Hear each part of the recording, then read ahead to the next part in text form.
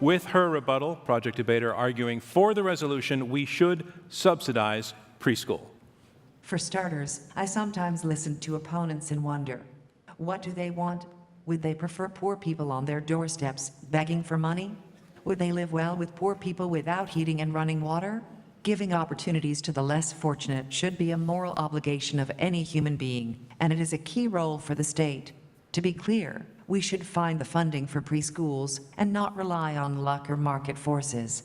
This issue is too important to not have a safety net. Next, I think that Harish Natarajan raised the following issue.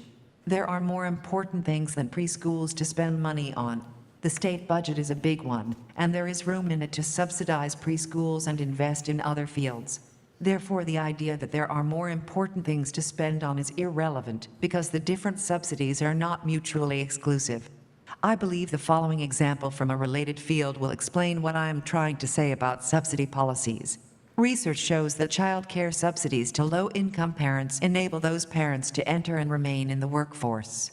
To be clear, my intention is not to leave a suitcase full of money for everyone to grab at will. We are talking about a limited, targeted, and helpful mechanism, as in this example.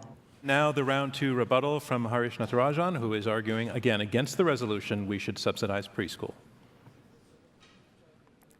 So I want to start by noting what Project Debater and I agree on. We agree that poverty is terrible. It is terrible when individuals do not have running water. It is terrible when they struggle to make ends meet, and they are struggling to feed their family.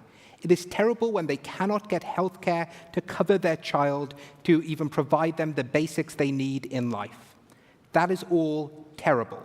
And those are all things we need to address, and none of those are addressed just because you are going to subsidize preschool. Why is that the case?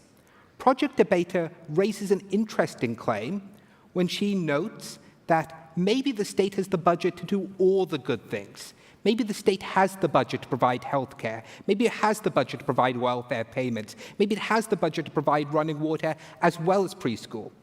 I would love to live in that world, but I don't think that is the world we live in. I think we live in a world where there are real constraints on what governments can spend money on.